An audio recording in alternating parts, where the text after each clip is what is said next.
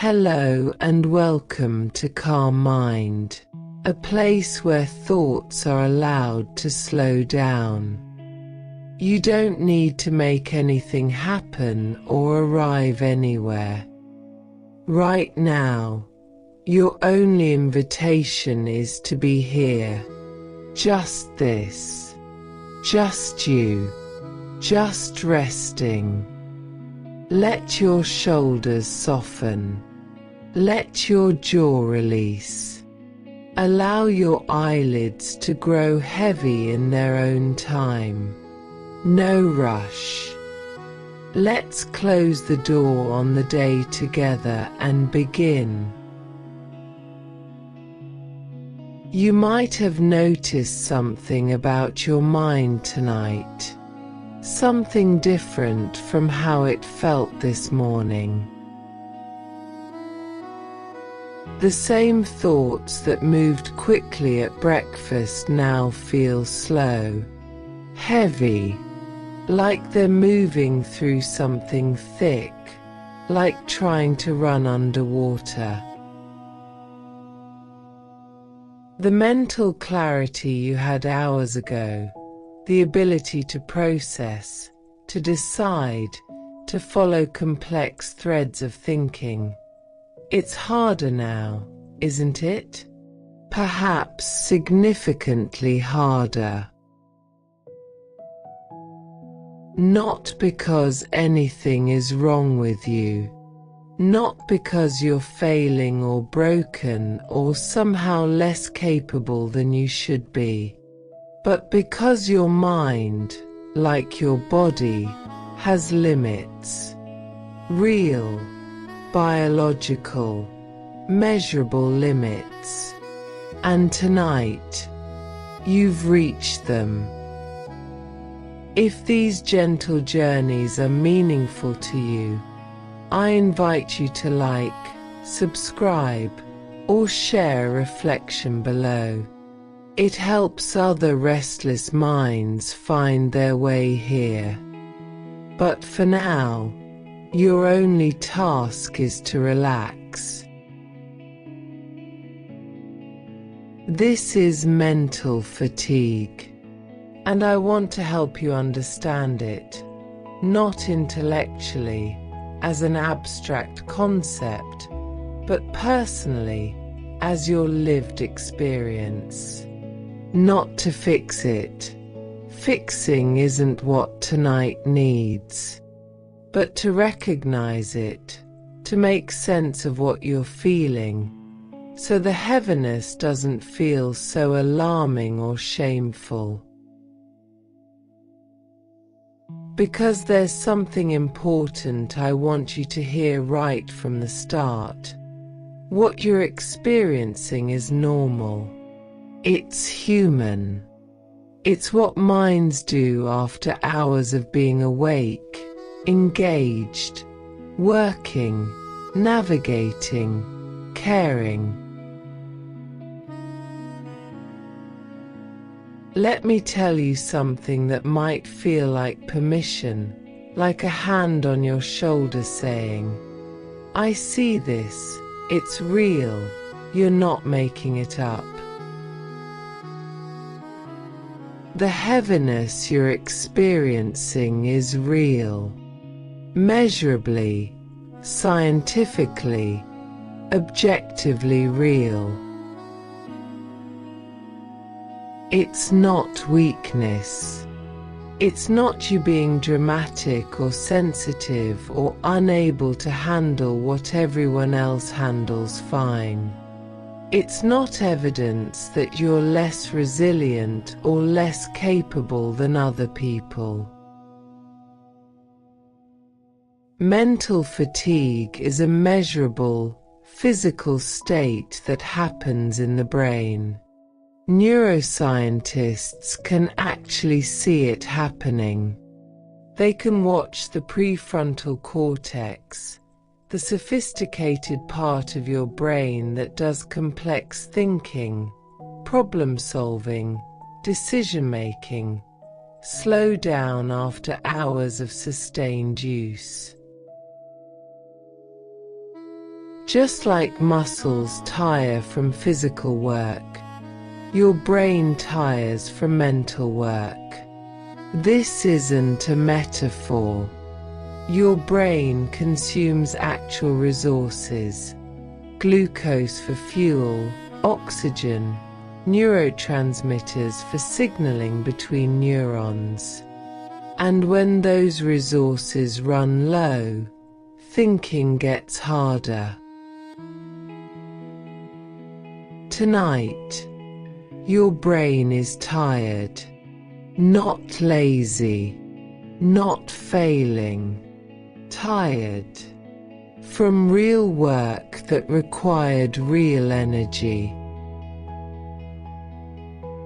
Maybe today you made dozens of decisions: what to say in that meeting, how to respond to that email, whether to be honest about how you're really feeling or keep up the appearance that everything's fine, what to prioritize when everything felt urgent and nothing felt optional. Maybe you held difficult feelings: anxiety about something coming that you can't control, frustration with something that didn't go as planned and can't be changed, sadness you couldn't fully process because there wasn't time, there wasn't space, there wasn't anyone who could really hold it with you.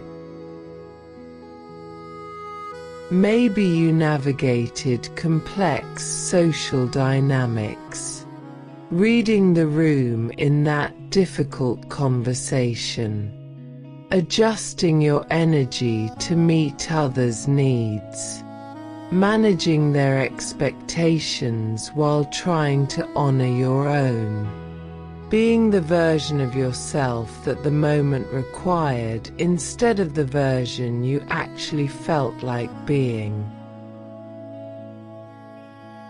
All of this, every single bit of it, requires mental energy, conscious, deliberate, effortful mental energy.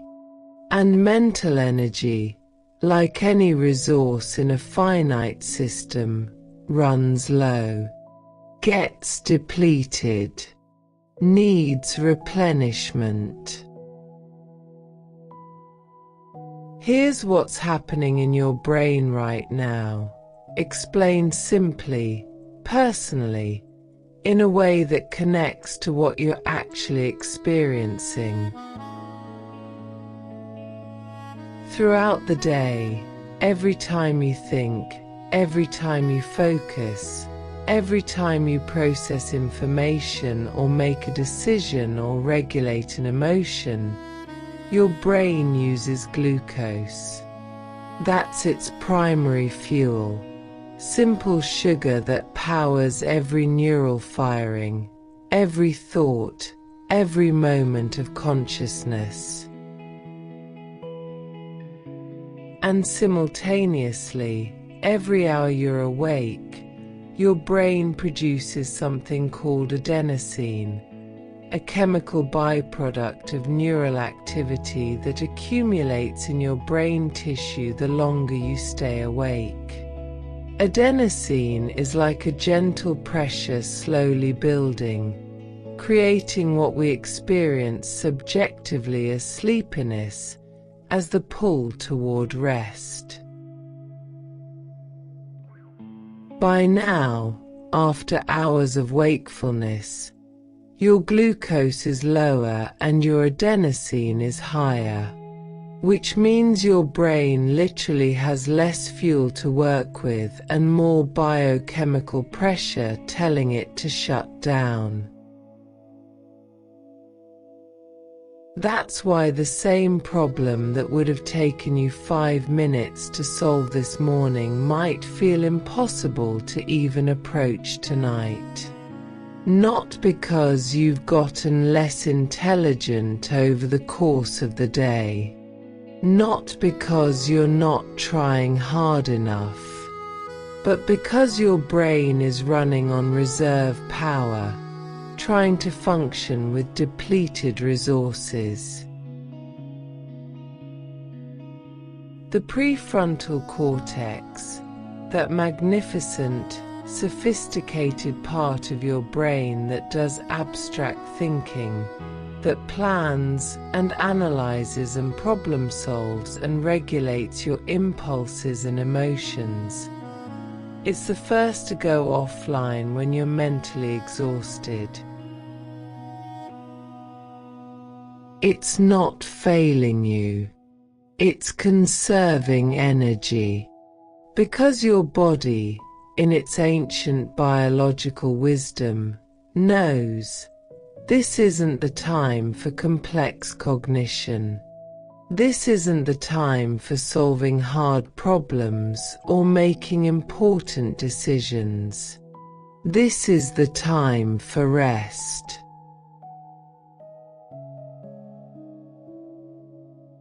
I want you to bring some kindness to what you're experiencing tonight.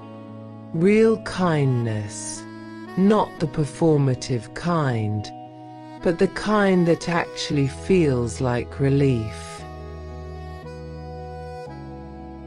For so long, you've probably pushed through mental fatigue, told yourself to focus harder, think clearer, be sharper, as if exhaustion could be overcome by willpower alone, as if you could just decide to not be tired anymore. But imagine if you treated your mind the way you'd treat your body after running a marathon. You wouldn't expect your legs to immediately run another one. You wouldn't shame them for being tired. You'd give them rest, time, recovery. You'd recognize that they worked hard and now they need to restore. Your mind deserves the same respect, the same care, the same recognition that effort depletes and rest restores. Tonight, the heaviness of your thoughts isn't a problem to solve or a weakness to overcome. It's information, data from your own body, telling you something true and important. I've worked hard today. I've done what you asked of me. I've processed and decided and regulated and navigated. And now I need to rest.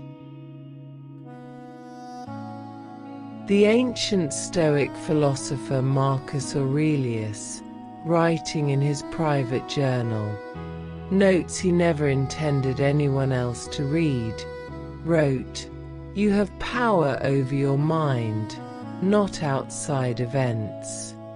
Realize this, and you will find strength." Tonight, the power you have is the power to recognize when your mind needs rest, to stop demanding it perform when it's already given everything it had to give today, to respect its limits instead of trying to push past them. That's not weakness. That's not giving up. That's wisdom. That's self-compassion.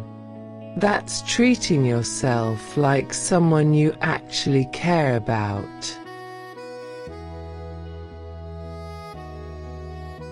Your tired mind doesn't need another task.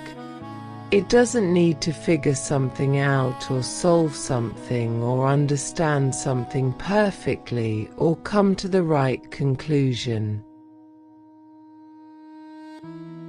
What it needs, what you need, is to be relieved of the pressure to think clearly right now. Every thought doesn't have to be followed through to completion. Every question doesn't need an answer tonight. Every problem doesn't require your immediate mental attention. Every worry doesn't need to be worked through before you can rest. This is hard, I know. Especially if you've spent your whole life believing that a good mind is an always sharp mind. That rest is only deserved after everything is solved, after everything is handled, after you've proven you worked hard enough to earn it. But here's the truth, backed by decades of sleep research. Your mind will actually work better tomorrow if you let it rest tonight. Sleep is when the brain consolidates learning, when it clears out metabolic waste products, when it literally restores the glucose and other neurochemical resources it used throughout the day. Rest isn't the absence of productivity. Rest is the foundation of it. Rest is what makes tomorrow's thinking possible. So tonight, I'm inviting you to let your thoughts be slow, to let them be heavy, to let thinking feel difficult and to not make that mean something is wrong with you. Your brain is tired. That's all. Not broken, not failing, not inadequate, tired. And tired things need rest.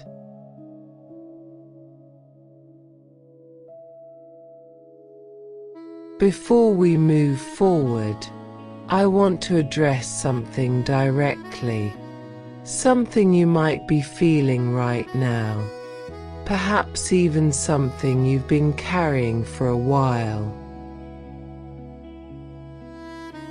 The fear that your mind is broken, that this tiredness, this fog, this heaviness, this inability to think clearly means something is fundamentally wrong with you.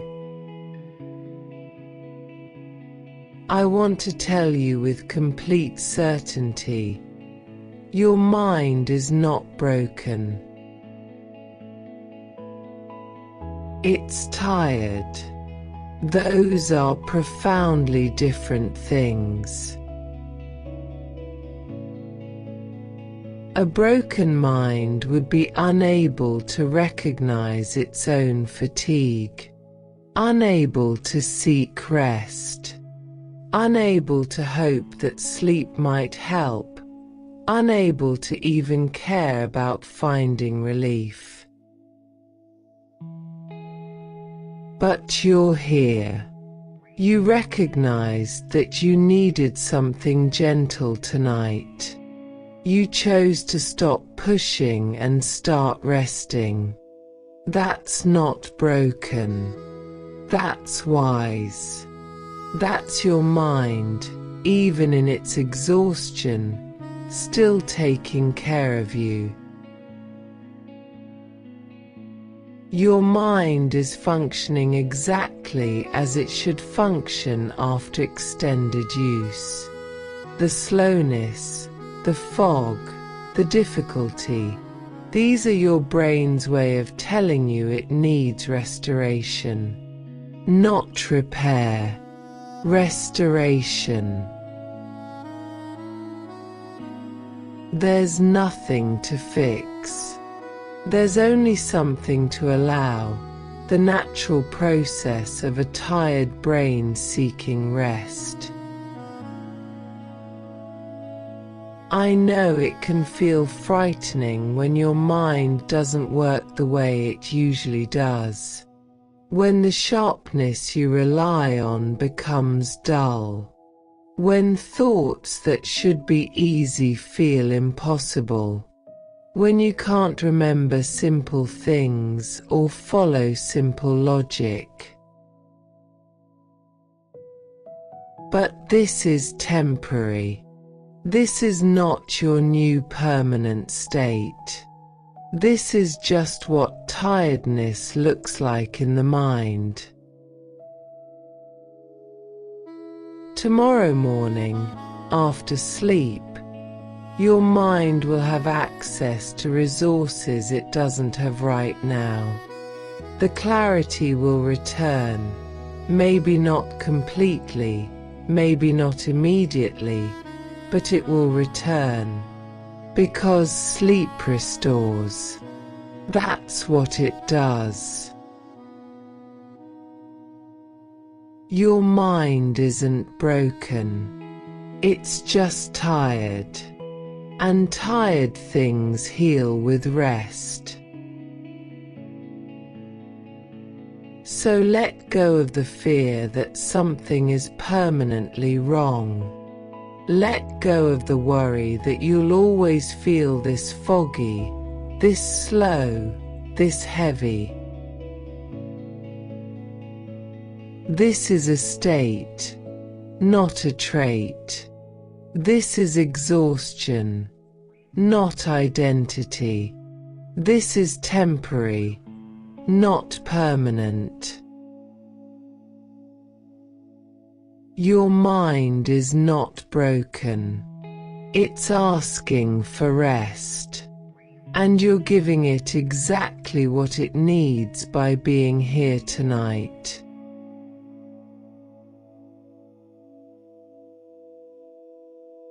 Let's look more closely at what mental exhaustion actually is. Not as an abstract concept to understand intellectually, but as your lived experience tonight.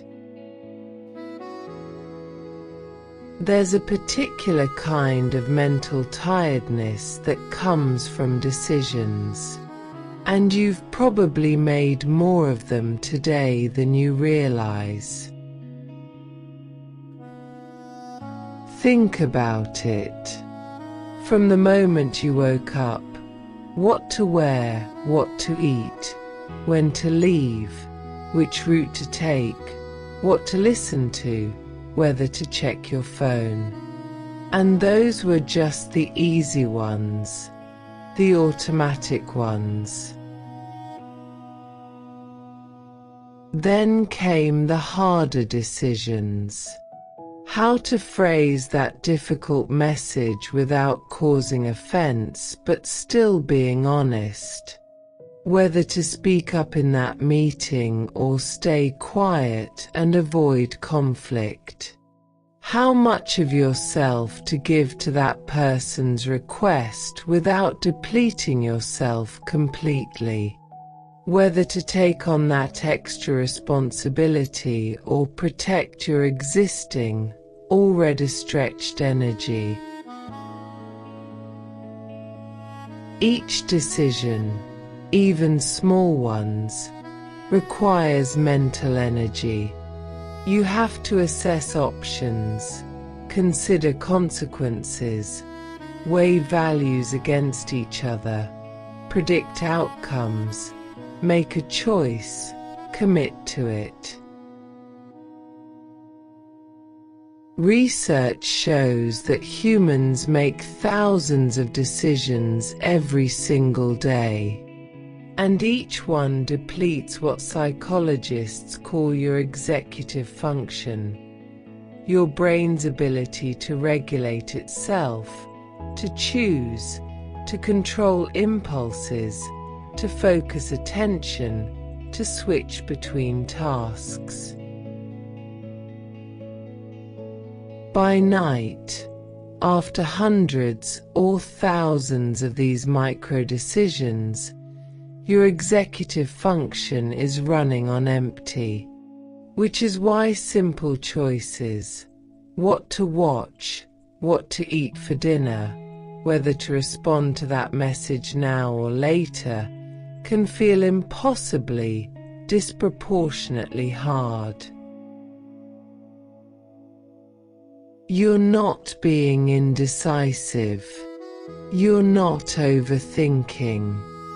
Your decision-making capacity is genuinely, biologically depleted.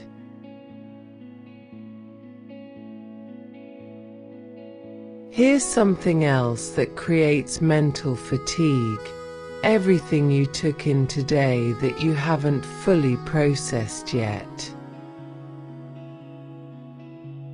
The difficult conversation that left you with feelings you couldn't sort through because you had to keep working. The news story that troubled you but you had to keep scrolling. The email that frustrated you but you couldn't fully respond to in the moment. The interaction that felt off but you couldn't figure out why. All of that lives in your mind now, taking up what researchers call cognitive load. Like programs running in the background of a computer, using processing power even when you're not actively aware of them, slowing everything else down. Your brain is trying to make sense of the day, trying to file things in the right categories, process emotions, integrate experiences into your existing understanding of yourself and the world. But it can't do that sophisticated work while you're also asking it to think clearly about other things. So the thinking feels heavy because you're asking your mind to operate at full capacity while it's also doing essential background work, trying to process everything that came in today. This isn't your fault.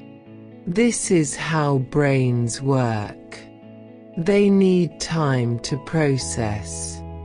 And that processing often happens during rest, during sleep, during the times we finally stop demanding new things of them and let them sort through what's already there. Tonight, you don't have to force the processing. You don't have to figure out every feeling or resolve every thought or make sense of every confusing thing that happened. You can trust that your sleeping brain will do some of that work for you, quietly, automatically, without your conscious effort.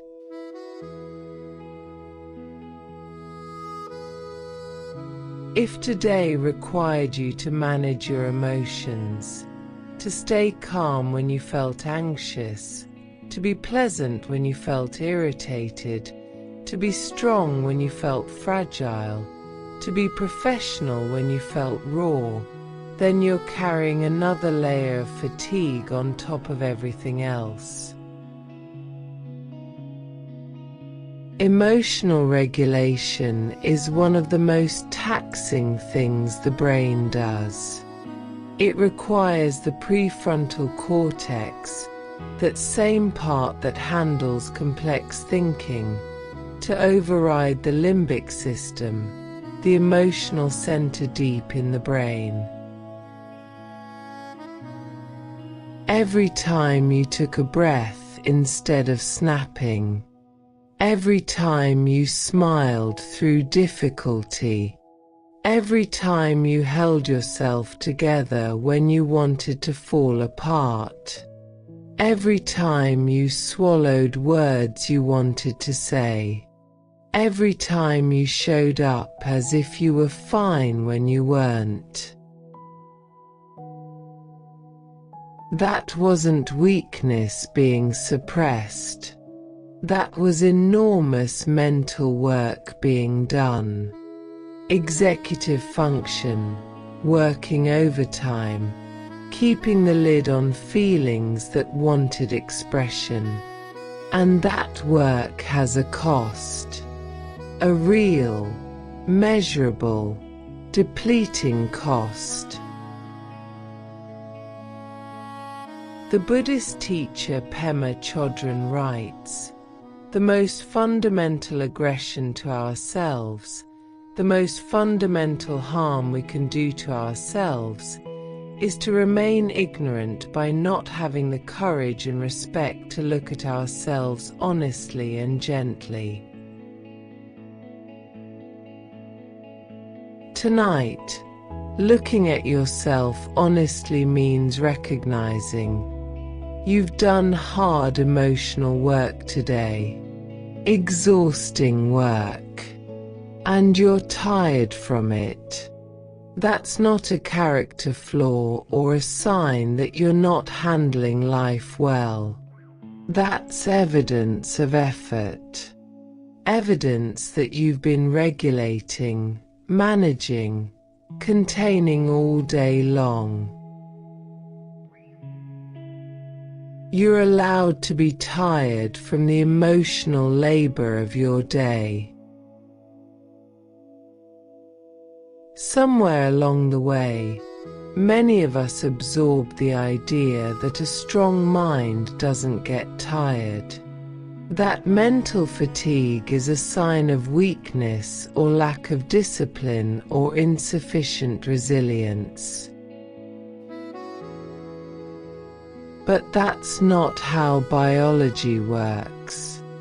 Your brain, for all its remarkable capabilities, is still biological.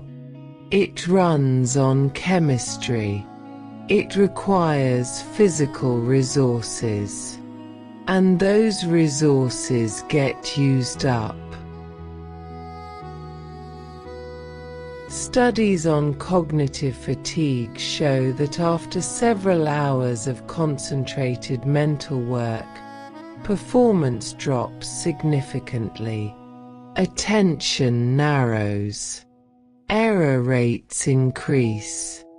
Creative thinking declines. Emotional regulation becomes harder. Not because people aren't trying hard enough. Not because they're weak or undisciplined. Because brains have limits. And yet we live in a culture that often denies those limits. That celebrates endless productivity. That treats rest as laziness rather than necessity. That measures human value by output rather than inherent worth. I want to tell you clearly, without ambiguity, your brain's tiredness is not a moral failing. It's a biological reality.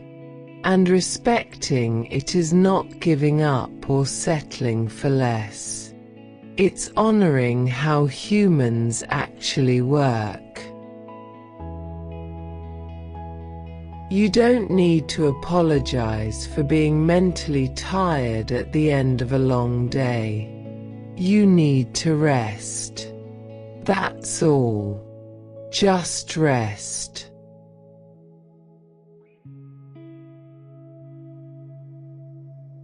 There's something I want to acknowledge about the particular tiredness you might be feeling tonight. Something important. Some of what exhausts you isn't visible to other people. They don't see the internal work you're doing constantly, the background processing that never stops. The constant scanning for threats that comes from a nervous system that learned early it wasn't always safe to relax. The mental gymnastics of trying to predict what others need so you can meet those needs before being asked, before disappointing anyone. The weight of carrying information about people you love who are struggling, holding their pain in your mind because you care, because you wish you could help, because it hurts to know they're hurting and you can't fix it.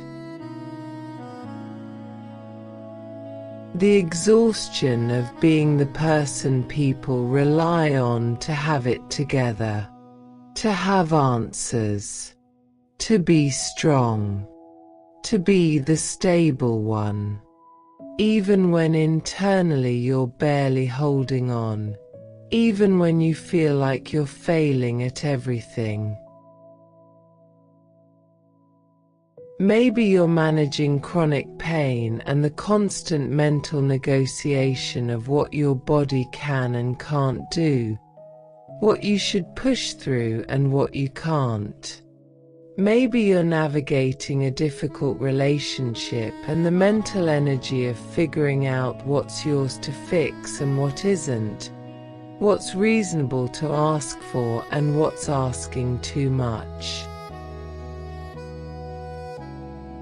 Maybe you're living with depression or anxiety and the sheer effort of getting through basic tasks that others seem to do effortlessly. The tasks they don't even think about that require enormous mental energy from you.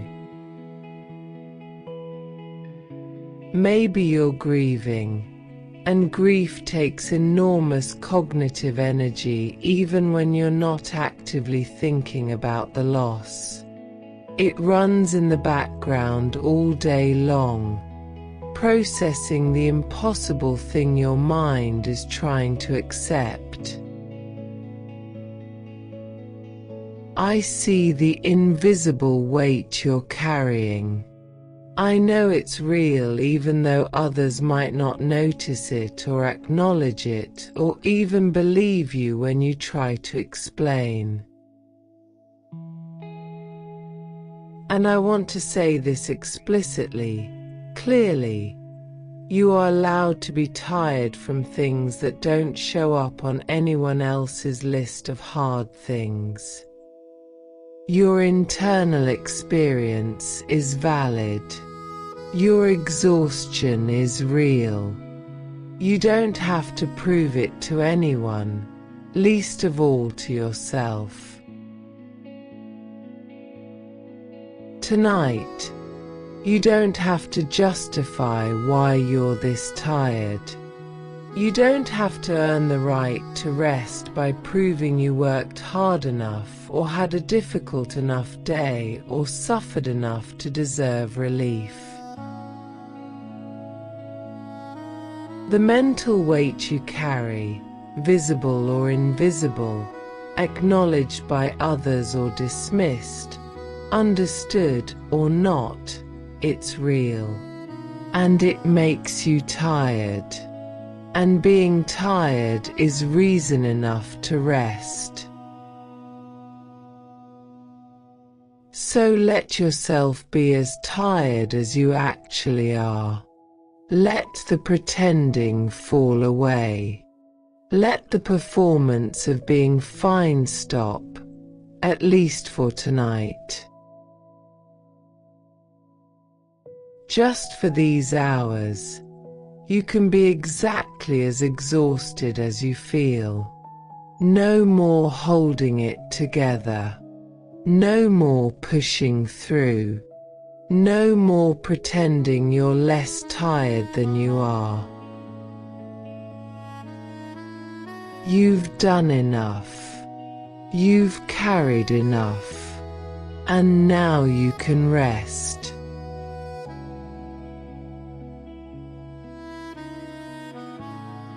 Let's go deeper into understanding why mental fatigue builds the way it does. Why some days leave you more drained than others, even when they don't look particularly hard from the outside. Think about your brain like a car engine. A healthy engine doesn't run at full throttle all the time. It idles. It rests between accelerations. It has moments of lower demand, lower output. But many of us never let our minds idle. From the moment we wake until the moment we try to sleep, we're consuming information, making decisions, processing input, planning, worrying, engaging. Phone notifications, news alerts, conversations, work emails, messages from friends, questions from family, entertainment, social media, podcasts, music with lyrics. Our minds are constantly being asked to process input, to track information, to respond.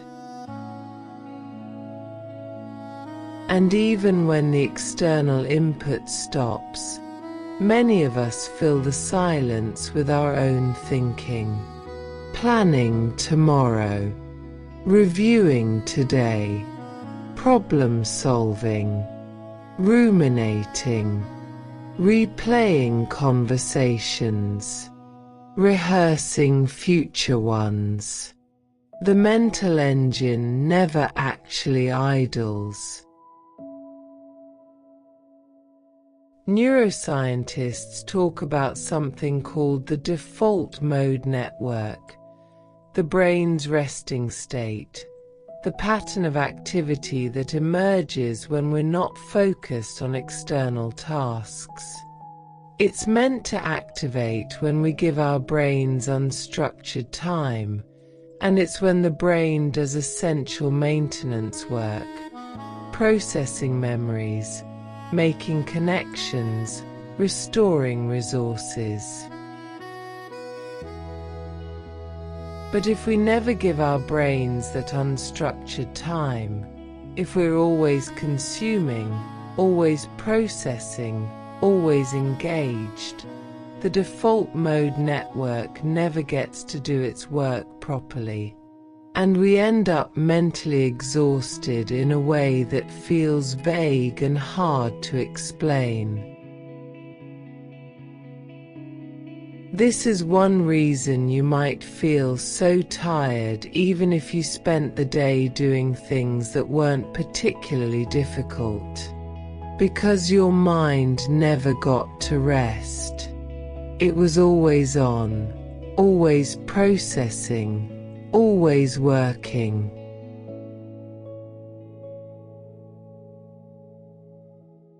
Here's another piece of what creates mental fatigue, and it's one that modern life makes almost unavoidable: switching between different types of thinking.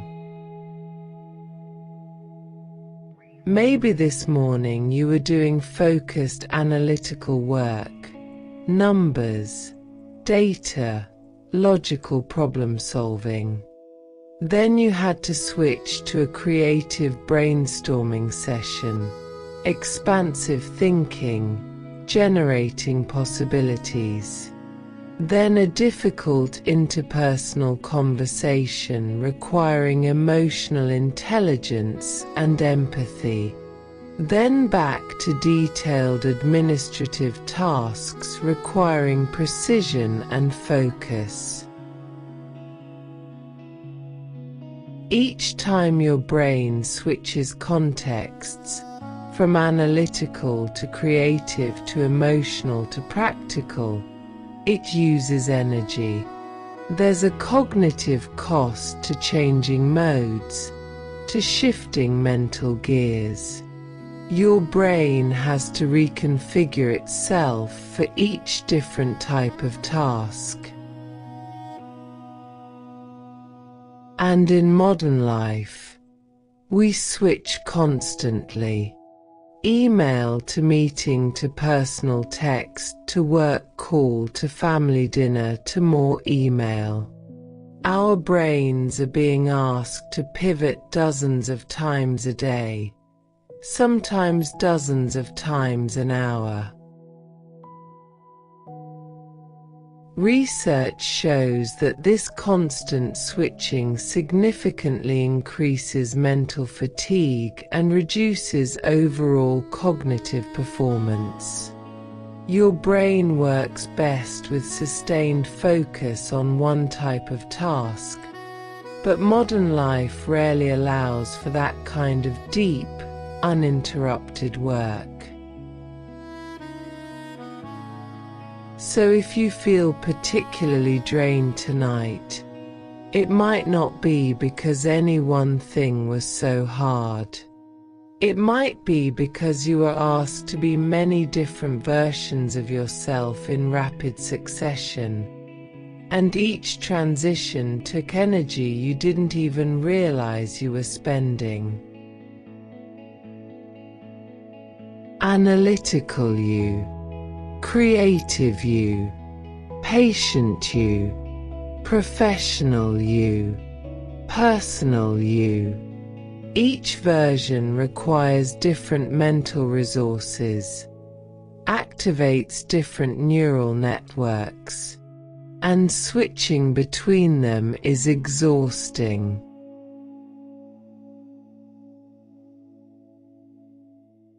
There's a kind of mental work that doesn't even look like work from the outside, but it drains you nonetheless, perhaps more than actual tasks do.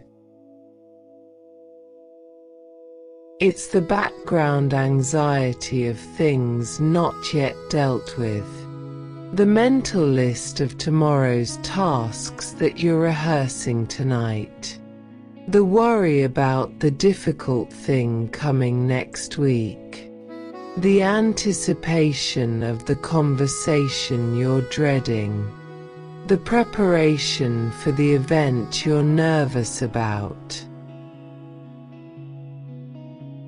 Your brain treats anticipated threats the same way it treats present ones. Which means if you're worried about Thursday's presentation, your brain is partially in Thursday right now, Monday night, using energy to prepare for something that hasn't happened yet and might not even happen the way you're imagining.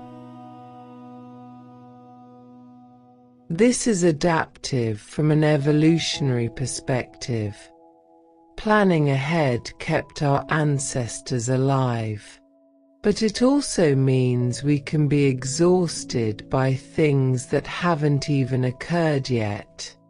Tired from futures we're imagining, from problems we're solving in advance, from conversations we're having with people who aren't even in the room.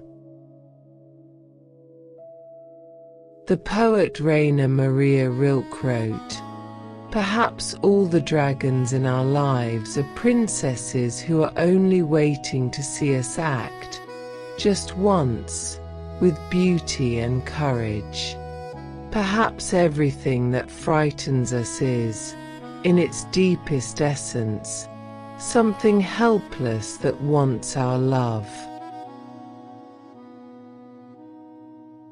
Tonight, you don't have to befriend your anxieties or transform your dragons into princesses. But you can recognize that the mental energy you've been spending on anticipation is real energy, as real as any other kind of work. And you're allowed to be tired from it. You're allowed to be exhausted from worrying, from planning, from trying to mentally prepare for things that haven't happened yet and might never happen at all.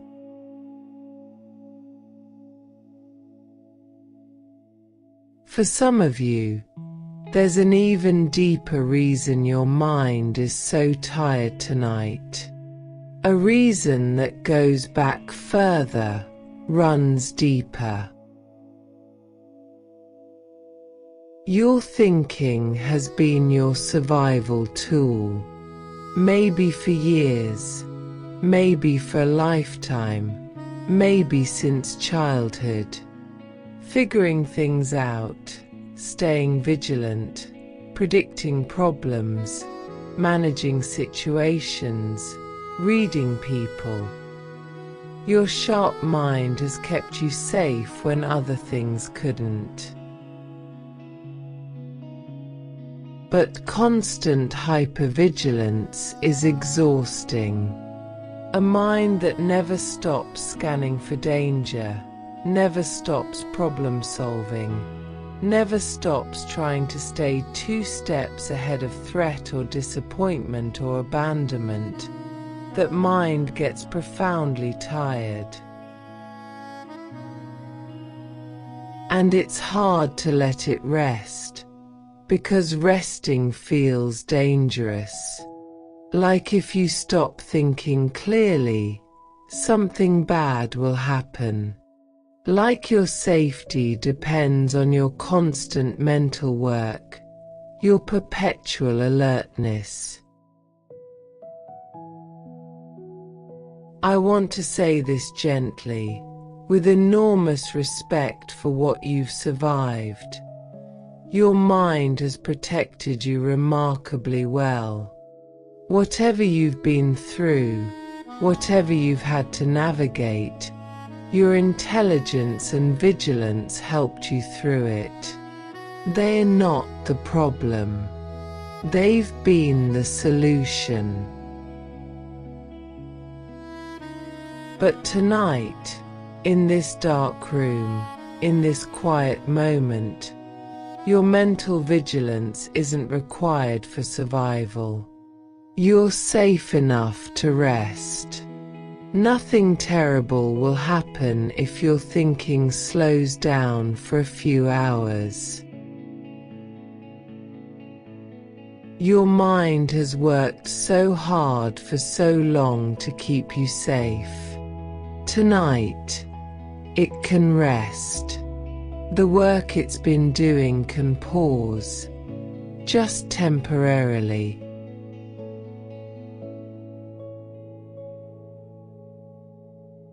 I want to talk about something specific, the particular exhaustion of being the person who thinks for everyone else. Maybe you're the one people come to for advice, for solutions, for the right answer. And you give it, because you can, because you're smart, because helping feels good, because being needed is better than being unimportant. But it also means you're carrying not just your own mental load, but pieces of everyone else's too. Their problems become yours to solve. Their questions become yours to answer. Their worries become yours to think through. And nobody sees the weight of that. They just see that you're capable. They don't see that carrying everyone else's thinking, on top of your own, leaves you completely depleted by day's end. Maybe you're the parent who has to remember everything for the whole family. Appointments, preferences, schedules, needs. The employee who holds all the institutional knowledge that no one else bothered to learn. The friend who keeps track of everyone else's struggles and celebrations, who remembers to check in. Your mind has become the external hard drive for multiple people's lives. And hard drives get full. They slow down. They need clearing, maintenance, rest. I want to acknowledge explicitly, it's exhausting to be the one who has to think about everything. To be the person whose mind is always on call, always available, always processing not just your own life but everyone else's too. And I want to give you permission for something that might feel radical, even selfish. Tonight, you don't have to think about anyone else. Not their problems, not their needs, not what they might need from you tomorrow or next week. Your mind can just think about you, or better yet, it can think about nothing at all. It can simply rest. Everyone else's needs will still be there tomorrow. Their problems will still exist. The world will continue. But for these hours, they can exist without requiring your mental energy. You're allowed to clock out, to let your mind be off duty, to stop being the person who figures everything out for everyone. Just for tonight, you can be the person whose only job is to rest.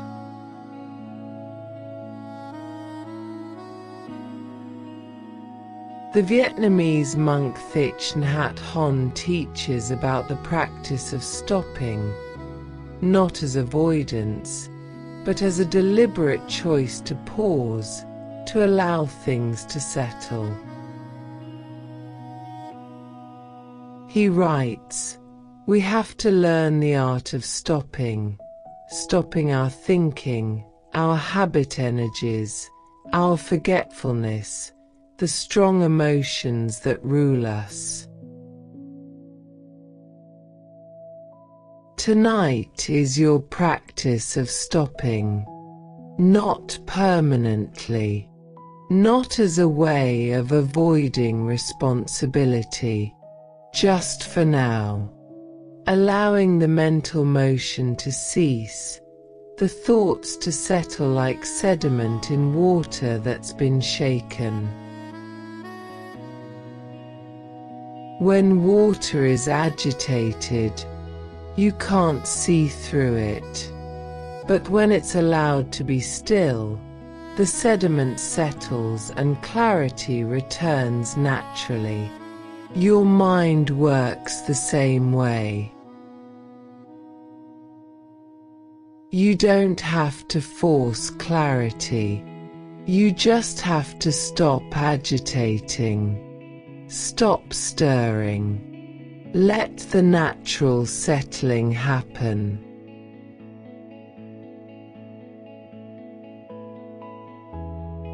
Something is shifting now. Something quieter is available. All day, you've needed your mind to be sharp, to perform, to produce, to solve things efficiently and correctly. But tonight, here in the dark, that requirement can fall away completely. You don't need to think clearly right now. You don't need to make sense of anything or figure anything out or come to any conclusions about anything. Your thoughts can be slow, muddled, half-formed. They can drift without direction or purpose. They can start and stop and go nowhere, and that's completely fine. This isn't failure. This isn't you being unable to meditate properly or rest properly. This is your exhausted mind doing exactly what it needs to do, slowing down, releasing the pressure to perform. Neuroscience shows that the transition into sleep actually requires the prefrontal cortex, that thinking, analyzing, problem-solving part of your brain, to quiet down. Mental clarity actually prevents sleep. Cognitive engagement keeps you awake. So the mental fog you might be experiencing isn't something to fight or overcome. It's not a sign that this isn't working. It's the path toward rest. It's evidence that your brain is beginning the transition it needs to make.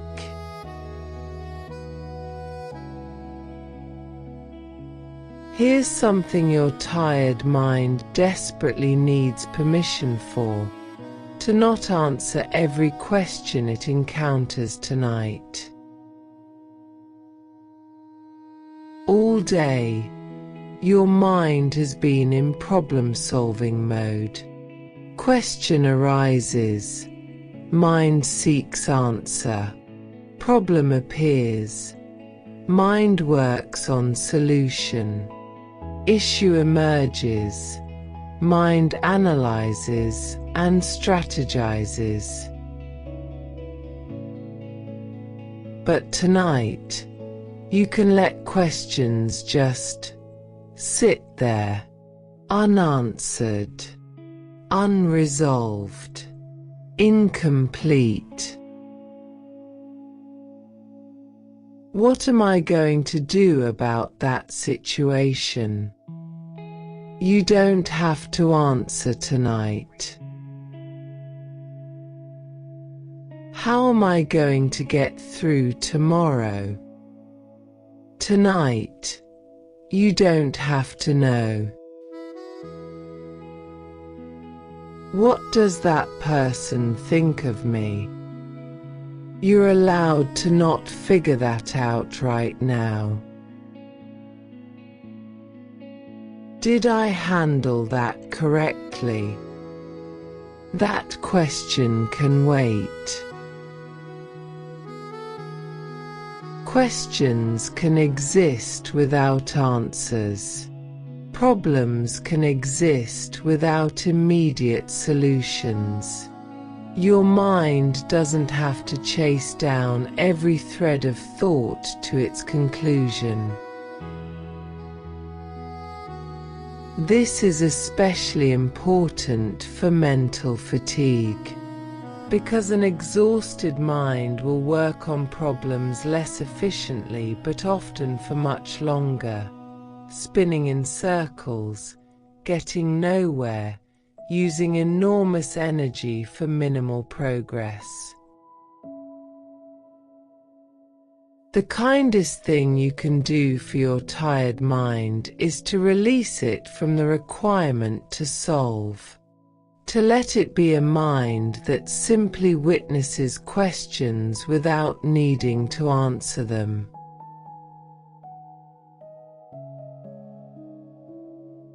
I want to guide you through something very gentle, not a technique to master, just an invitation to notice what's already happening. Notice how tightly you're holding onto your thoughts. There might be a particular thought that keeps circling back, demanding attention, or a worry that your mind grips like it's holding something precious and fragile that might slip away if you relax your hold. You don't have to force yourself to let go. Just notice the holding, the way your mind grips these thoughts, clenches around them. And then, just as an experiment, see if you can let that grip soften slightly. Not let go completely, just hold a little more loosely, like opening a fist just enough that what you were clutching could fall away if it wanted to. Not forcing it to fall, just not forcing it to stay. Your thoughts can come and go more freely when you're not gripping them so tightly. They can float through your mind instead of getting stuck there, circling endlessly. This isn't about controlling your thoughts or making them different. It's about releasing the need to control them, letting them be what they are without working so hard to manage them.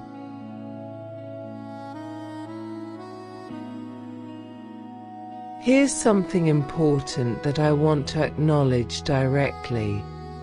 If you're lying here thinking, "I'm too tired to even meditate properly," you're not alone. And you're not doing it wrong.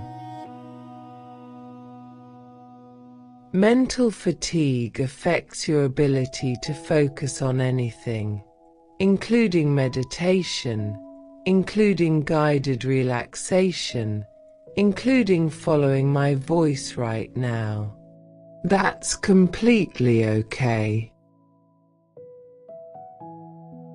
You don't have to follow every word I'm saying. You don't have to stay with the guided experience. You don't have to track the narrative or remember what came before or anticipate what's coming next. Your mind can wander wherever it wants to wander. In fact, that drifting, that inability to maintain focus, is a sign that your mind is ready for sleep. It's your exhausted prefrontal cortex finally releasing its grip on vigilant awareness, on effortful attention. So if you find yourself losing track of what I'm saying, that's perfect. If your thoughts are wandering to random, disconnected things that have nothing to do with mental fatigue or rest, that's your brain beginning to shift into sleep mode. That's exactly what should be happening. The Zen teacher Shunryu Suzuki said, "In the beginner's mind there are many possibilities, but in the expert's mind there are few." Tonight, bring a beginner's mind to rest. You don't need to be expert at meditation or relaxation or even thinking clearly. You can be amateur at all of it. Messy, imperfect, too tired to do any of it well. That's not just okay, that's ideal for sleep. That's your mind doing exactly what it needs to do.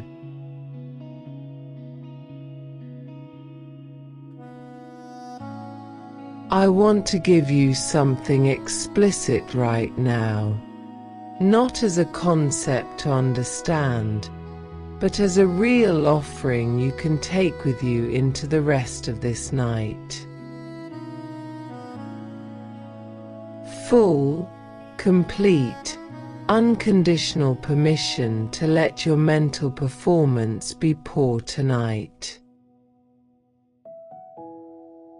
To forget things. To lose track of conversations, even the one we're having right now.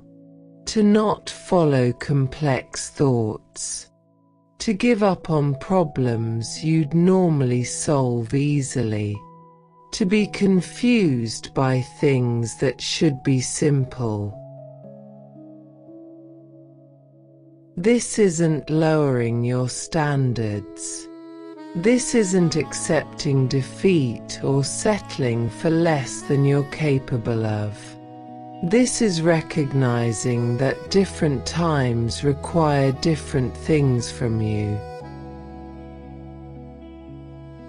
And right now, this tired hour at the end of a long day, what's required is not peak cognitive performance. What's required is rest. Let me be specific about what you have permission to do. You have permission to not finish that thought, to start thinking about something and then just drift away mid-sentence, mid-idea, without any conclusion. You have permission to forget what you were just thinking about 2 minutes ago, to lose the thread entirely and not try to find it again. You have permission to be confused by simple things, to look at something that should make sense and find it completely incomprehensible. You have permission to not care about things that you'll care about tomorrow, to let your values and priorities go soft and fuzzy and vague for a while. You have permission to be inarticulate, even in your own mind, to not find the right words for what you're feeling or thinking, to think in vague impressions instead of clear sentences.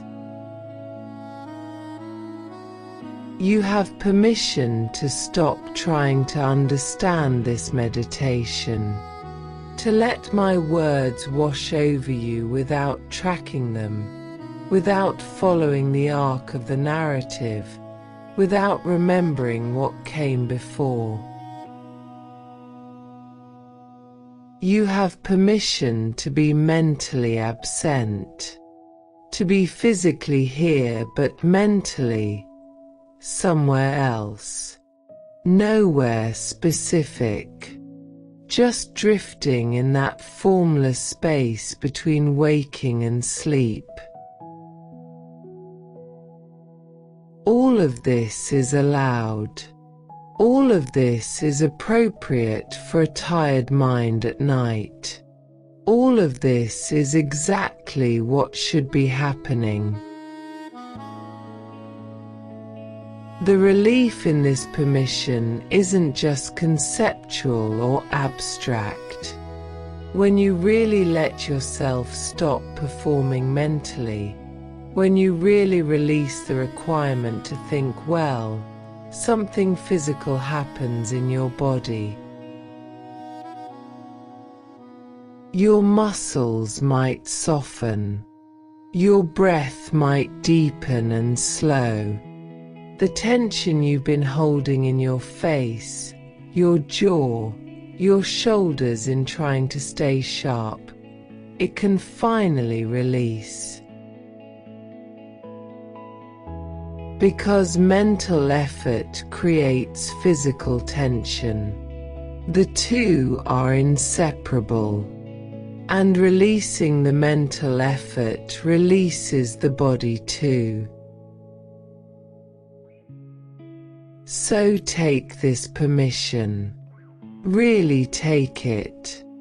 Let yourself be mentally foggy, slow, unclear, and completely, absolutely okay.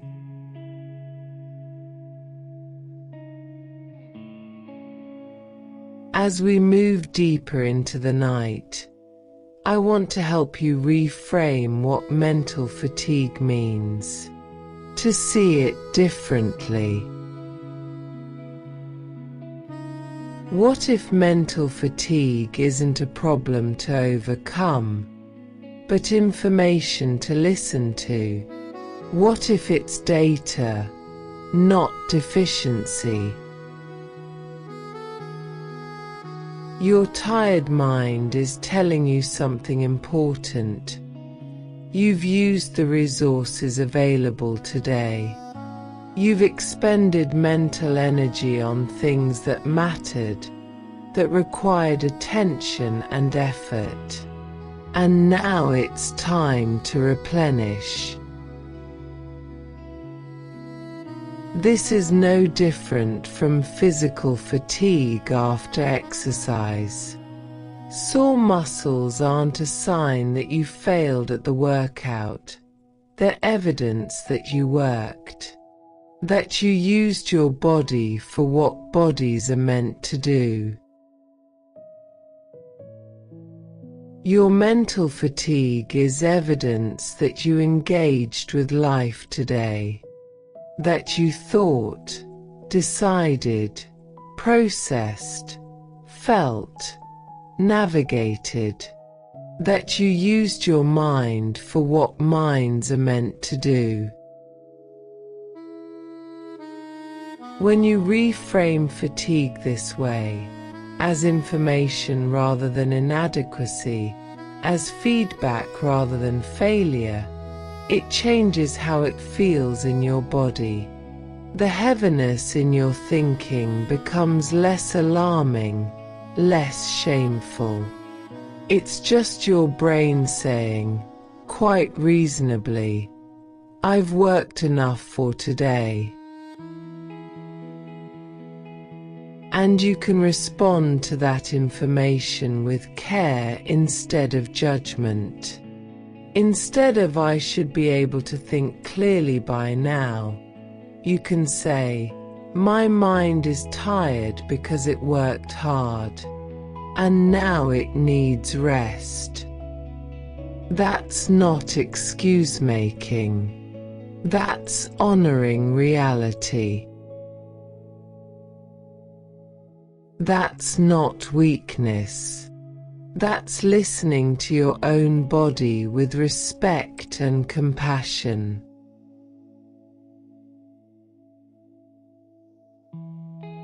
Here's something that might surprise you.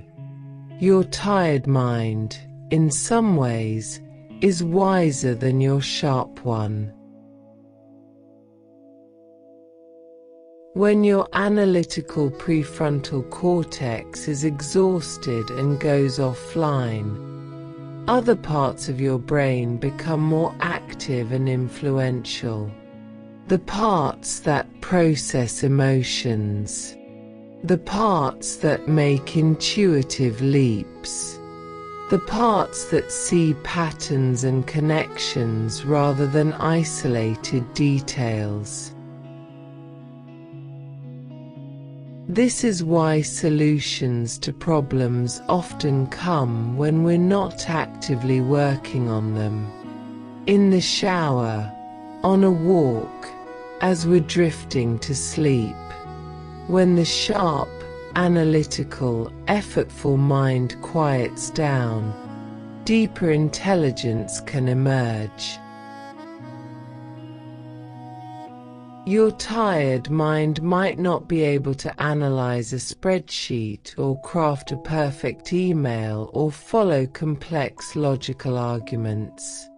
But it might be better at sensing what you actually need.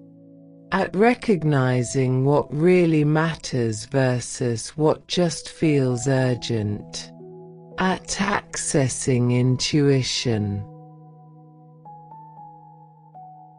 Research on decision-making shows that people who are slightly mentally fatigued often make better intuitive decisions than those who overthink. Because fatigue forces you to rely on deeper knowing rather than endless analysis that goes in circles. So tonight, as your sharp thinking dulls, you're not losing all intelligence. You're just accessing a different kind, a quieter kind, a kind that doesn't announce itself with logical arguments but speaks through feeling and sensing. The kind that knows you're tired without needing to justify it. The kind that knows you've done enough without needing proof. The kind that says, simply and clearly, rest now. Everything else can wait.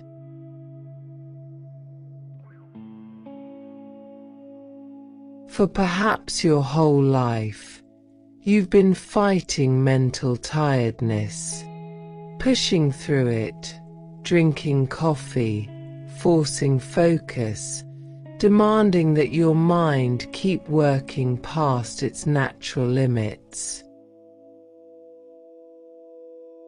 What would happen if, just tonight, you stopped fighting? If you surrendered to the tiredness instead of resisting it? Not forever. Not abandoning responsibility or giving up on things that genuinely matter. Just tonight. What if you let yourself be as tired as you actually are? Let your thoughts be slow without trying to speed them up. Let your mental processing be impaired without trying to sharpen it. Let yourself be unable to focus, unable to analyze, unable to figure things out. There's a particular relief that comes when you stop resisting what is. When you stop insisting your experience should be different than it actually is in this moment. Your mind is tired. Fighting that reality doesn't make it less tired. It just adds the exhaustion of fighting to the exhaustion that's already there. It compounds the problem instead of addressing it. But accepting it, allowing it, even welcoming it. Yes, I'm mentally exhausted. Yes, thinking feels impossibly hard right now. Yes, that's exactly what tonight feels like, and I'm not going to argue with it. There's rest in that acceptance. The poet Naomi Shihab Nye wrote, "Before you know kindness as the deepest thing inside, you must know sorrow as the other deepest thing." I'd add, before you know rest as the deepest relief, you must let yourself acknowledge exhaustion as the truest thing you're experiencing right now.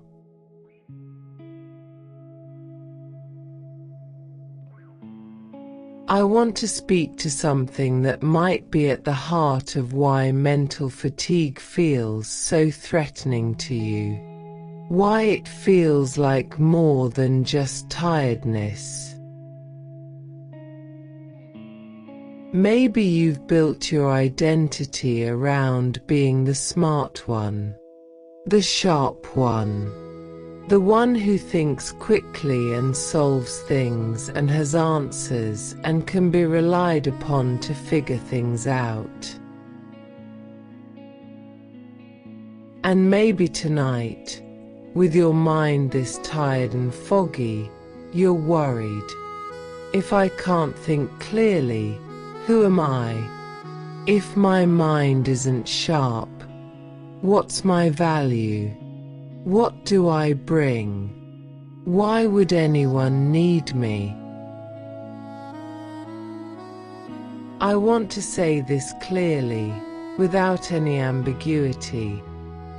Your value as a person does not depend on your cognitive performance. You are not your productivity. You are not your ability to analyze or solve or think brilliantly.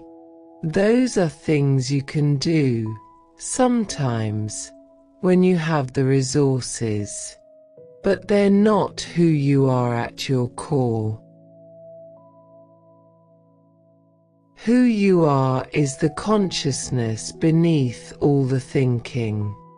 The awareness that's present whether thoughts are sharp or dull, quick or slow, clear or muddled. The person who deserves care and rest whether they're performing well or barely functioning. You are valuable because you exist, because you're here. Because you're a human being navigating a complex, often difficult world and doing your best, which is enough even when it doesn't feel like enough. Your tired mind doesn't make you less worthy of care, love, respect, or rest. Your mental fog doesn't diminish your inherent value as a person. I know that our culture ties worth to productivity and capability. I know you've probably internalized the message that you have to earn your place by being useful, by being sharp, by bringing something valuable to the table, by justifying your existence through achievement. But tonight, you don't have to earn anything. You don't have to be sharp to deserve rest.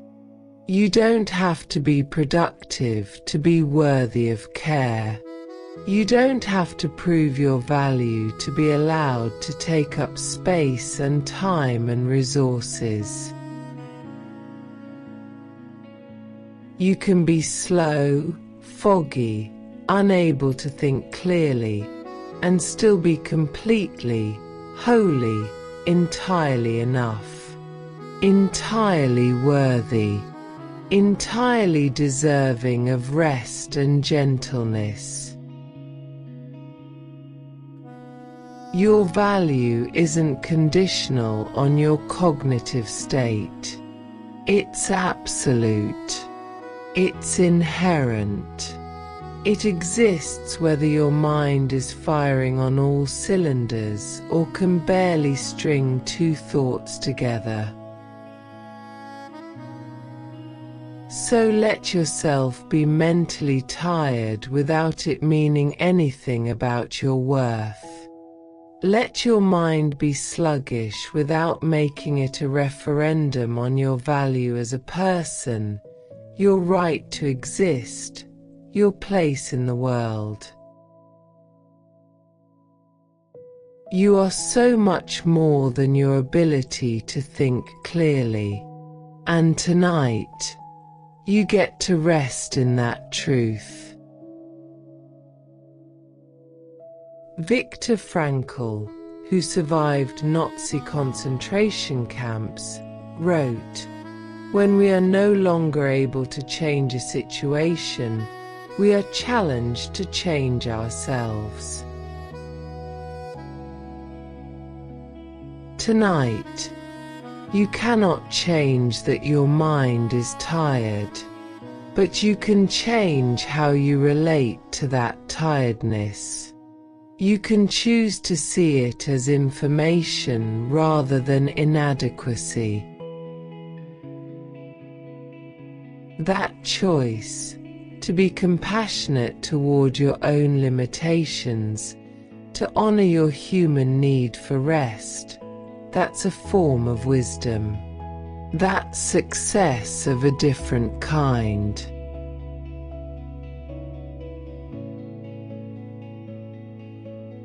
We're in the deepest part of the night now, the quietest part.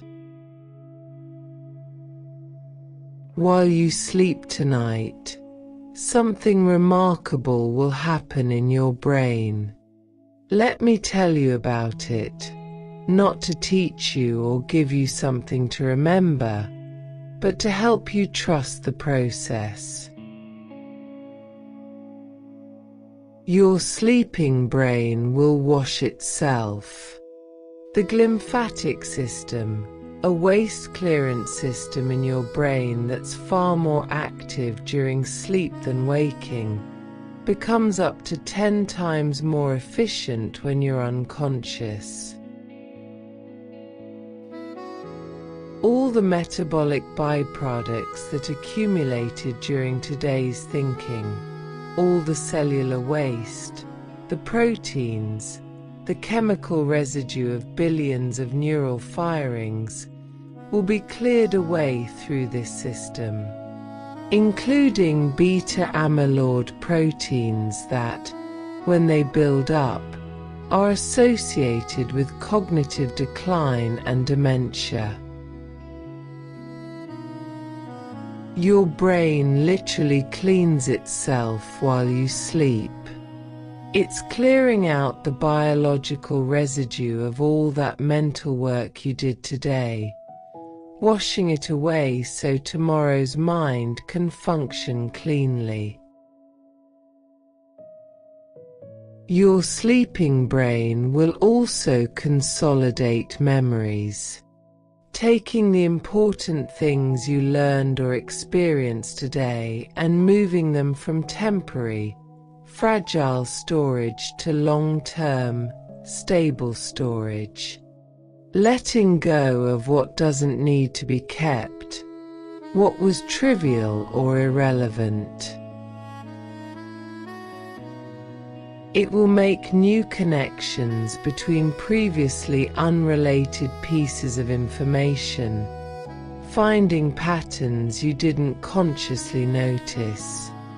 This is why insights often come after sleep, why problems that seemed impossible become solvable after rest. Your sleeping brain sees what your waking brain missed,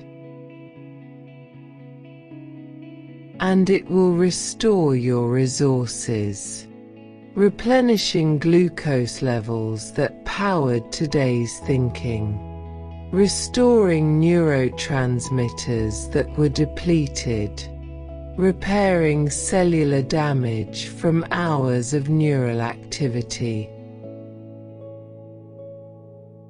You don't have to do any of this consciously. You don't have to make it happen or manage it or do it correctly. You just have to sleep, and your brain does this sophisticated restorative work automatically, intelligently.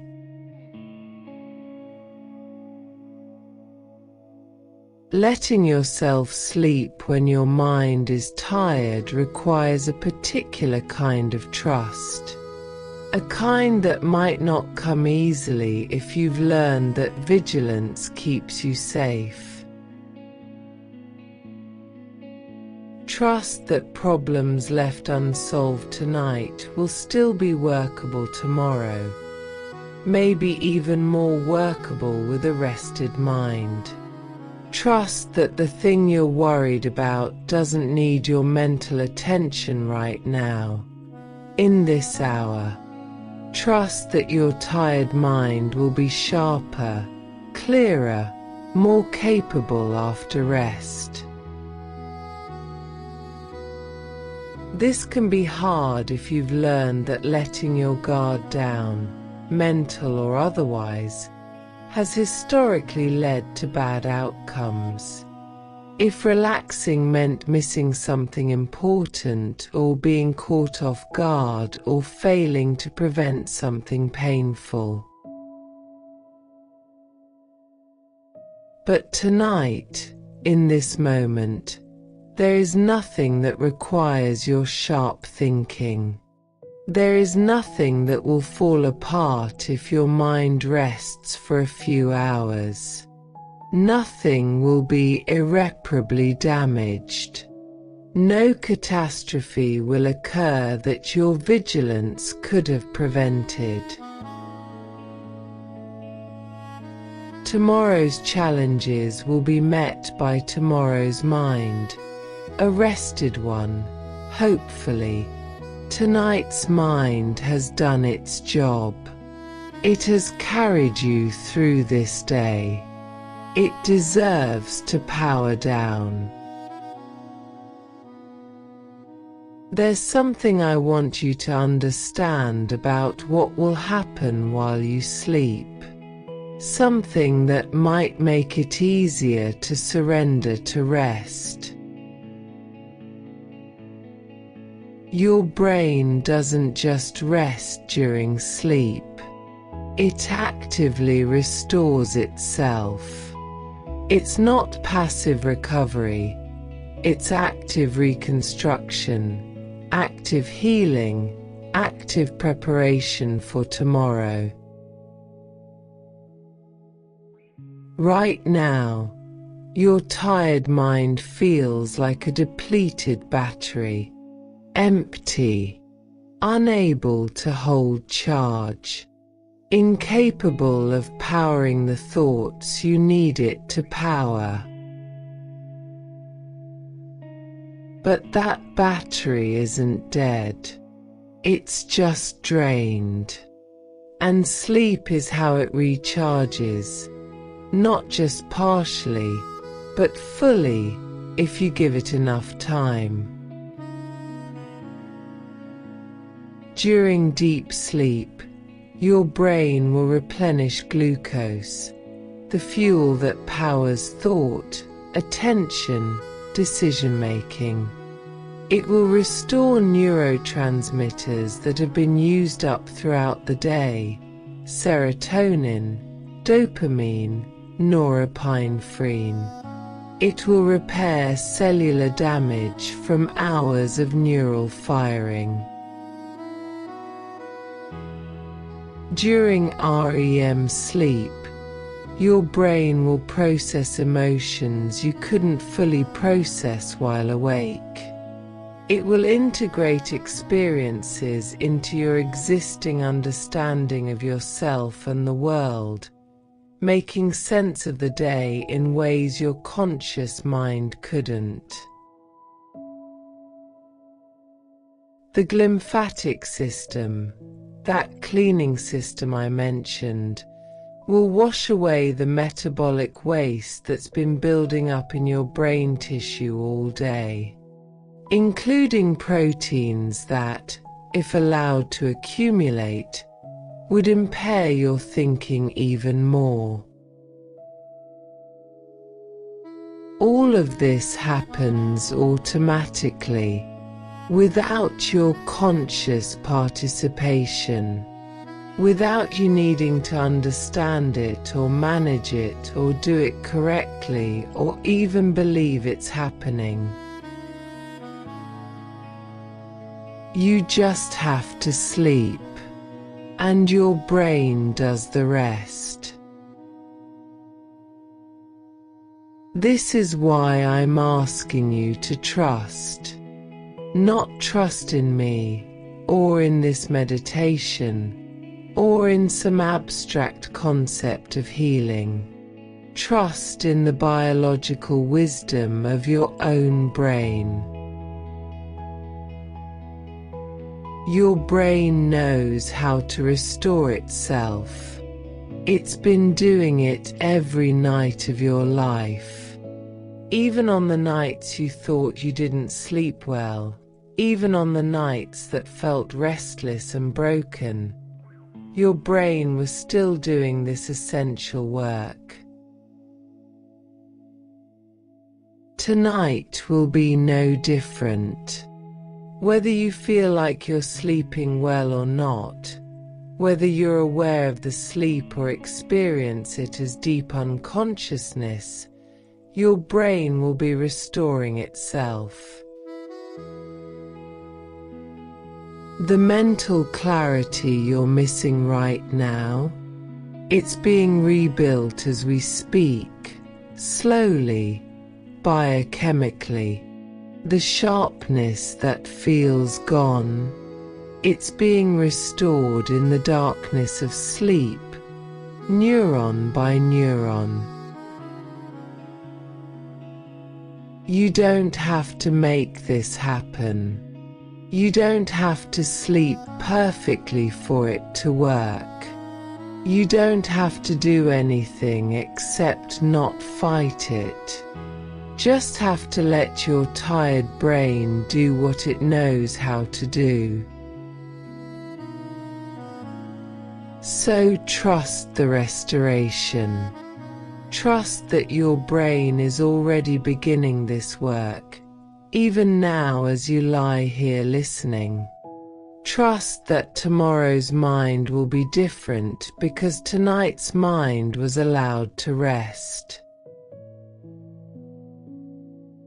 You are not broken. You are restoring.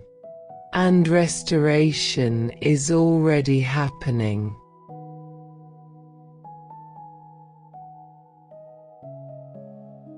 The neuroscientist Matthew Walker writes, "Sleep is the single most effective thing we can do to reset our brain and body health each day." Your tired mind doesn't need to be fixed.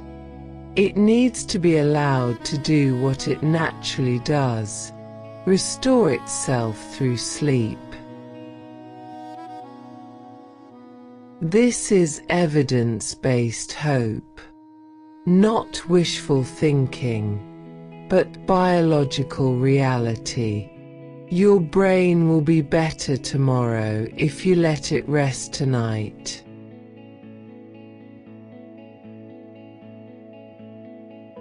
One by one, very gently, you can release the mental tasks you've been holding. The problem you've been trying to solve, you can set that down. It will be there tomorrow if you need to pick it back up. But tonight, it can exist without your attention, without your mental energy. The decision you've been trying to make, you can postpone that. Tomorrow's mind, with its restored resources, will have clearer access to what feels right. Tonight, you don't have to know the answer. The person you've been worrying about, you can release that worry temporarily. Your concern for them doesn't help them tonight. Your rest will make you more capable of being truly present for them tomorrow. The planning for tomorrow, the reviewing of today, the figuring out of everything, all of it can pause. All of it can wait. Your mind has been holding so much. Job after job after job that you've assigned it.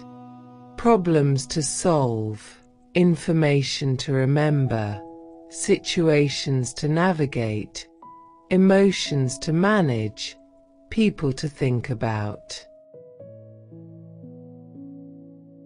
Tonight, you can give your mind permission to set all of that down, to be off duty, to just be a tired brain that needs rest, nothing more. Your mind might be tired, but your body is here, being a steady, faithful presence beneath all the mental exhaustion. Feel the weight of your head against the pillow. Your body is holding your tired mind with such simple care, not asking it to perform, not judging its slowness, just letting it rest there. Feel the weight of your body against the bed. Every point of contact, shoulders, back, hips, legs, your body meeting the surface beneath you with complete, unconditional trust. Your body doesn't need to understand why you're tired. It doesn't question whether you've earned rest or worked hard enough. It just knows it's time to lie down, and so it lies down. It's that simple. Your body has such simple, elegant wisdom. When tired, rest. When heavy, lie down. When the day is done, close your eyes and surrender to darkness and sleep. Your mind can borrow that simplicity.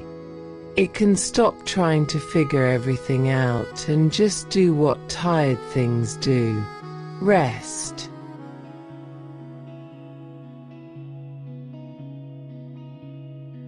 We've arrived at the end of this night's journey, or perhaps the beginning of true rest. If these gentle journeys are meaningful to you, I invite you to like, subscribe, or share a reflection below. It helps other restless minds find their way here. But for now, just rest. Tonight, I've tried to help you understand something important. The heaviness you've been experiencing in your thoughts isn't a character flaw or a sign of weakness. It's not evidence that you're broken or unable to handle life or less resilient than other people. It's evidence that you have a human brain that works the way human brains work. You've used mental energy today, enormous amounts of it, and that energy needed to be used to make decisions, to process information, to navigate relationships, to manage emotions, to survive and, hopefully, to do more than just survive. And now that energy is depleted, naturally, appropriately, understandably depleted. You've been carrying the weight of your own thinking, maybe the thinking for others too. You've been holding questions without answers, problems without solutions, feelings without full processing. All of that made your mind tired. All of that is why thinking feels heavy tonight. It's not a mystery. It's not a... And now, Finally, blessedly, you can release the requirement to think clearly. You can let your mind be exactly as tired as it actually is. You don't have to fix the tiredness. You don't have to push through it. You don't have to be sharp when you're exhausted. You can just be a person with a tired mind at the end of a long day. That's all. That's enough. That's the simple, complete truth.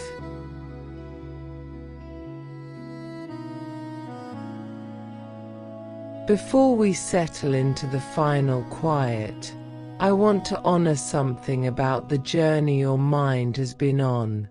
Not just tonight, but for much longer than that. Your mind has been working for you your entire life. Every single day, every single hour.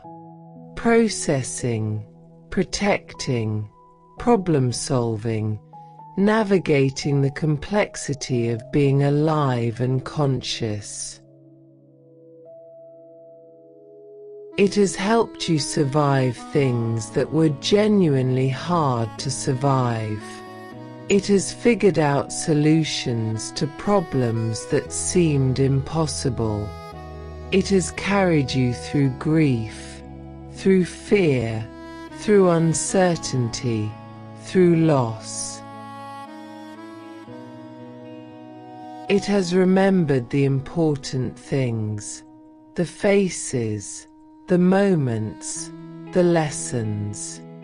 It has forgotten the things too painful to hold, protecting you from being overwhelmed. It has learned and adapted and grown despite everything, despite difficulty. And yes, it has also been exhausted, depleted, pushed far beyond its limits more times than you can count, more times than seems fair.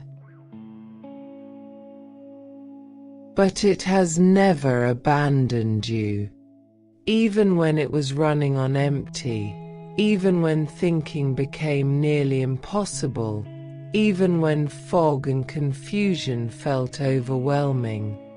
Your mind has stayed with you. It has kept working. Tonight is just one more night in a very long journey.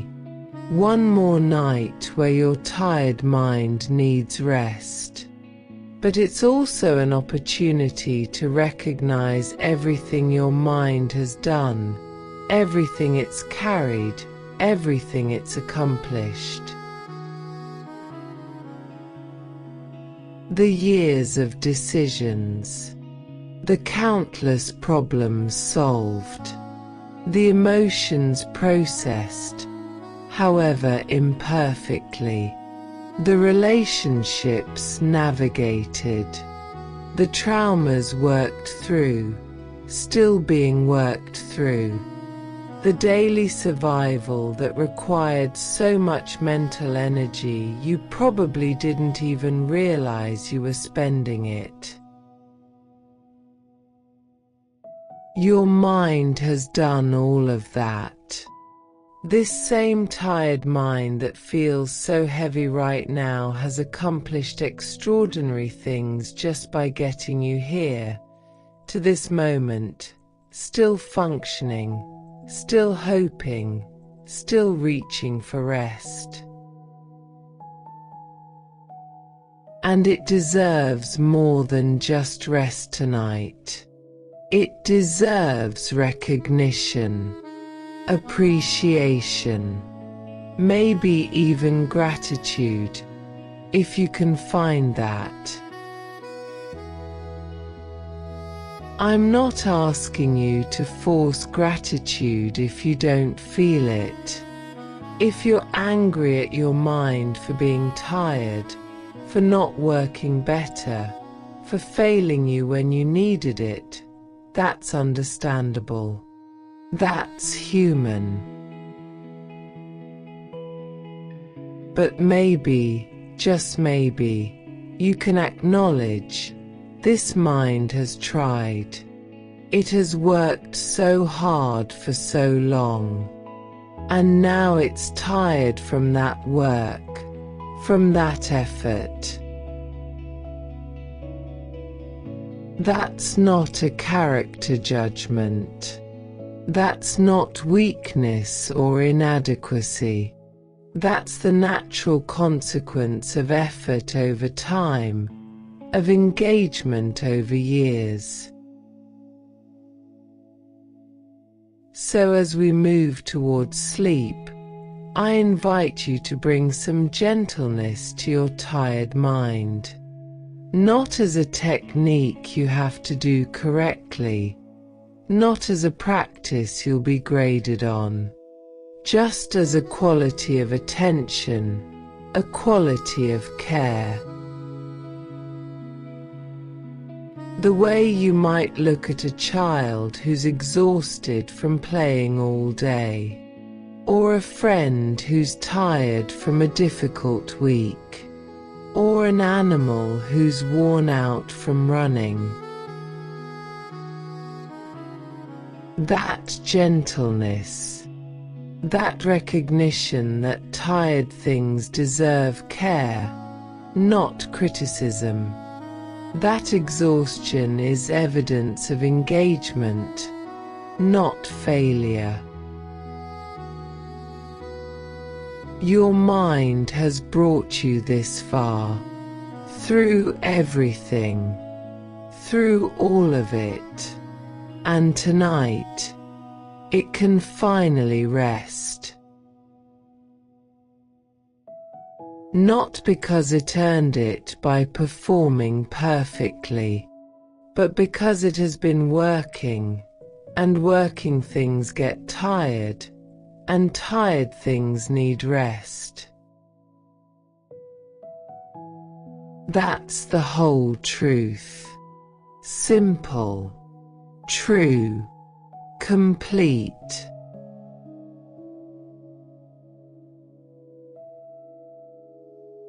Before we settle into the final quiet, I want to speak directly to you one more time.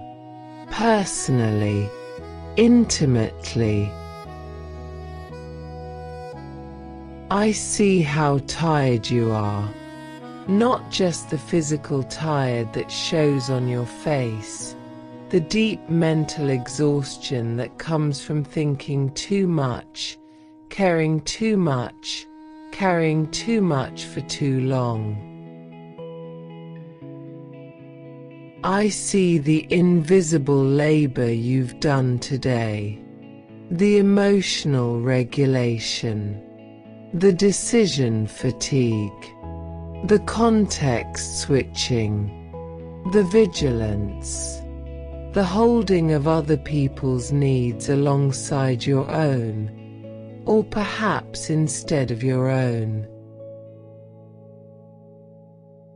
I see you trying to be sharp when you're running on empty, trying to be present when you're depleted, trying to care well when you're exhausted from caring. And I want to say this explicitly, clearly, without any ambiguity. You're not being dramatic about how tired you are. You're not being weak or overly sensitive or unable to handle what you should be able to handle. You're just tired. Really, genuinely, legitimately tired from real work that required real energy. And tonight, you don't have to justify that tiredness to anyone, including yourself, especially yourself. You don't have to earn the right to be this exhausted. You don't have to prove you worked hard enough to deserve rest. You don't have to have accomplished enough to be allowed to be tired. The fact that you're tired is reason enough. The fact that you're here, hoping for rest, reaching for some relief, that's reason enough. So let yourself be held by that permission. Let yourself be as tired as you actually are. Let all the pretending fall away. The pretending to have more energy than you do. The pretending to be less affected than you are. Your mind has worked so hard. It has done so much. And now it can finally rest.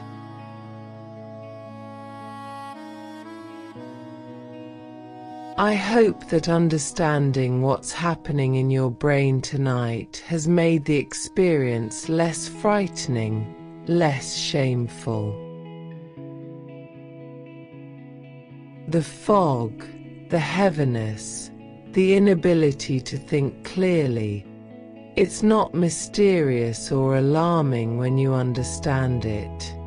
It's just what happens to a brain that's been working and now needs rest. Glucose depleted.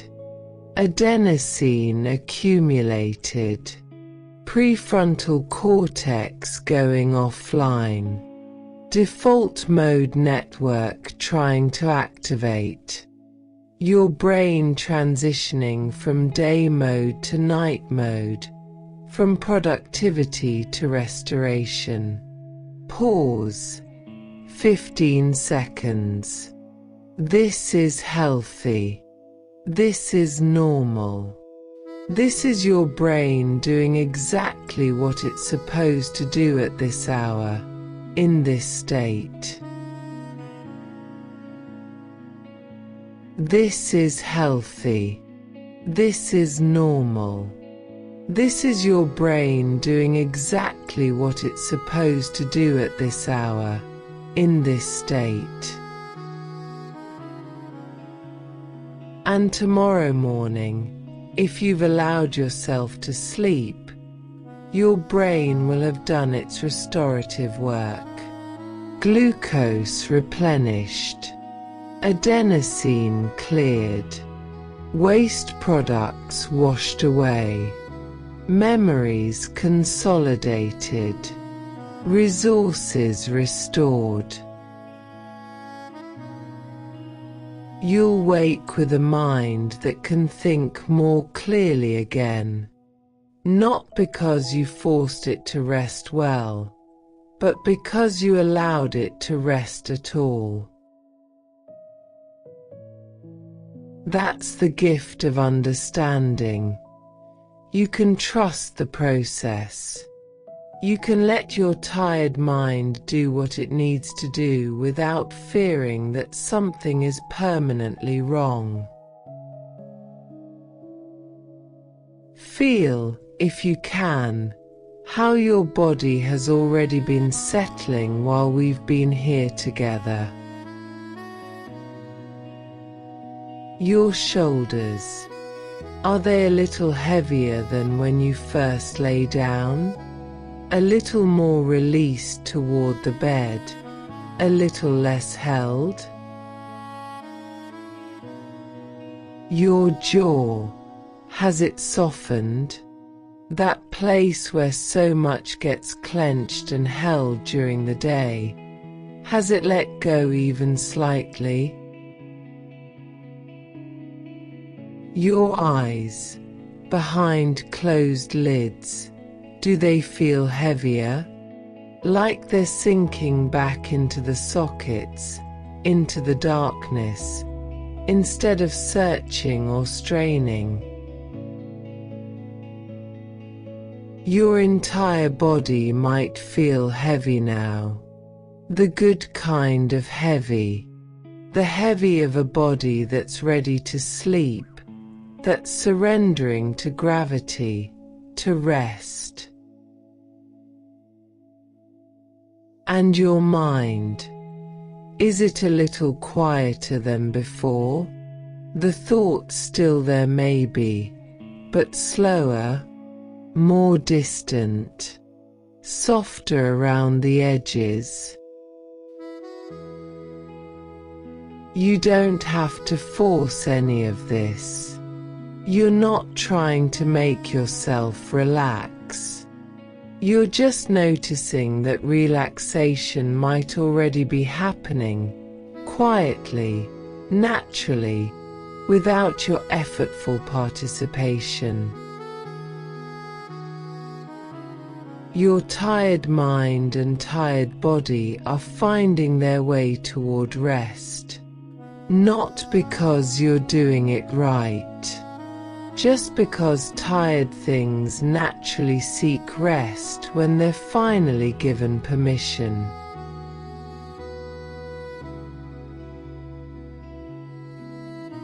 The last thing I want to say is this: tomorrow morning, when you wake, your mind will likely feel different. Maybe clearer, maybe sharper, maybe just less heavy, less foggy, more capable. And if it doesn't, if you wake still tired, still struggling, that's okay too. Sometimes one night's sleep isn't enough to replenish months or years of chronic mental depletion. But this night still matters. These hours of rest still count. Your brain will still do its restorative work. The glucose will still be replenished. The waste will still be cleared. The restoration will still happen. You don't have to have perfect rest to have restful rest. You don't have to sleep deeply to have slept enough. You don't have to wake feeling completely restored to have benefited from tonight. Whatever rest comes tonight, light or deep, interrupted or continuous, dreamful or empty, it's enough. It counts. It matters. You're enough. Your tired mind is enough. Your imperfect rest is enough. So let go now.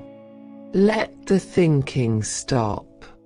Let the mental work cease. Let the vigilance finally power down. You've understood enough about your fatigue. You've thought enough about everything. You've done enough, carried enough, been enough. And now you can simply rest. Your mind, so tired and so faithful, so overworked and so resilient, it can finally be still.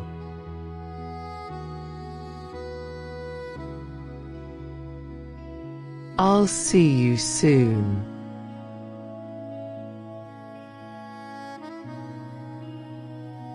May your rest be deep.